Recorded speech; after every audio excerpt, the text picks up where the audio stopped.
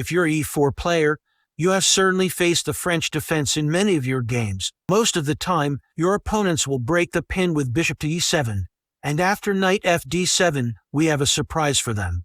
We are not going to enter the boring lines after bishop takes e7 and queen e7. Instead, we sacrifice a pawn with h4. This move is so tricky, and from this point, the position would become a minefield for your black opponents. Bear in mind that we are gifting a pawn that black can grab with bishop takes g5 and then queen takes g5. What's our compensation? We open the h-file for our rook, and we will use the vulnerable queen on g5 to gain a tempo. Our play is straightforward in this opening, simply concentrating on opening the game for superior development. We attack the pawn on h7. It's worth pointing out that black can't castle due to mate on h7. As we would see, your opponents will almost never castle without risk. Black may play knight c6 with the intention of taking on d4 in response to black taking on h7. We gain a tempo with knight f3 also defending d4.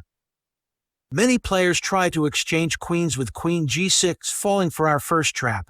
We surprisingly exchange queens, even being a pawn down. The h7 pawn is pinned, so f takes g6 is forced. We jump with our knight on b5, threatening a fork on c7 and posing insurmountable problems to black.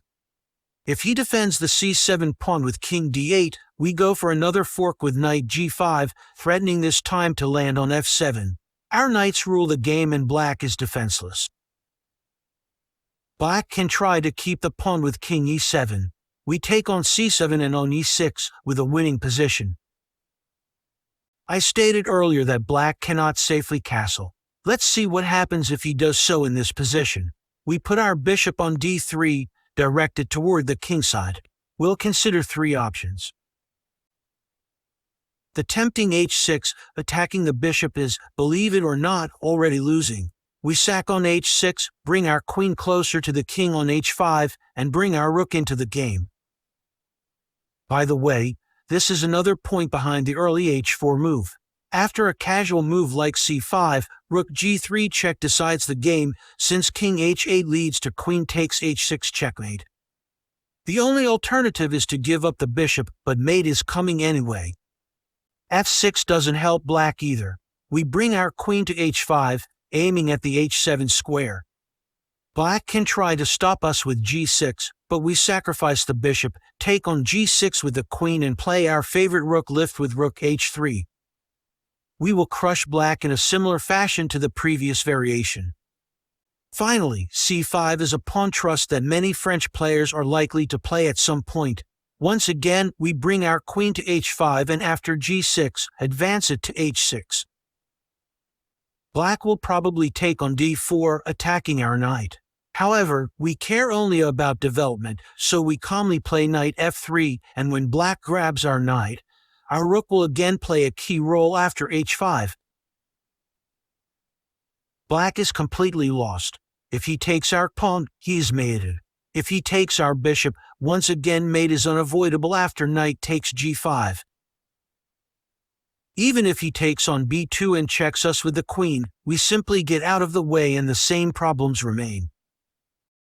We have successfully demonstrated that black cannot castle in this position, and taking the pawn is risky as well. The lines we are about to see are even more spectacular.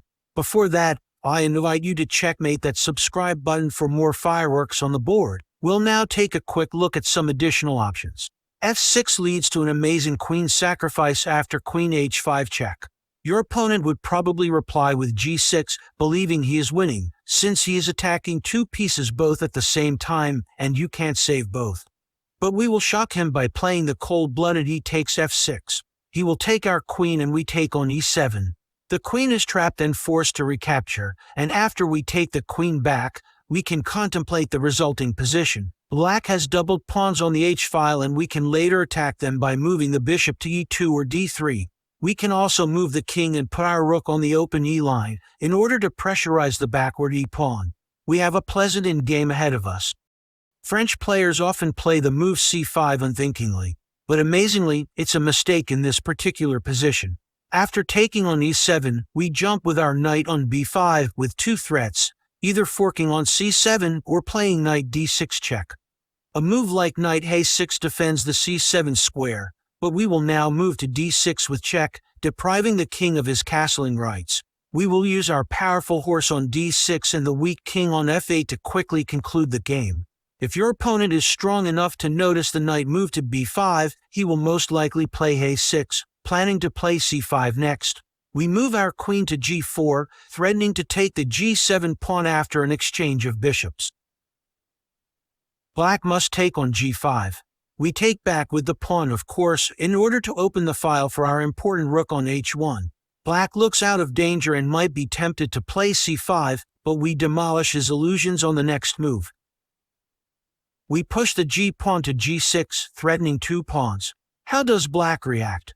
He can't take with the h-pawn because he will lose his rook. But if he takes with the f-pawn, we will eradicate Black's center by taking on e6 and on d5 next. The only move in this position is f5, attacking the queen with tempo. The queen shifts to f4, and after h6, we develop and we castle on the queen side. Even in this seemingly standard-looking position, Black always has to watch out for some tricks. For instance, after a casual move like queen c7, we open the game by taking on c5, even allowing Black to take our central pawn on e5. Black threatens the knight d3 check, winning our queen, so we move our king on b1. And after queen b8, there comes the spectacular knight takes d5 and rook e1, exploiting the e-file and regaining the knight with interest. We've covered the essential lines you need to know. The next step is simply to destroy your future opponents in the French. See you soon for more exciting videos.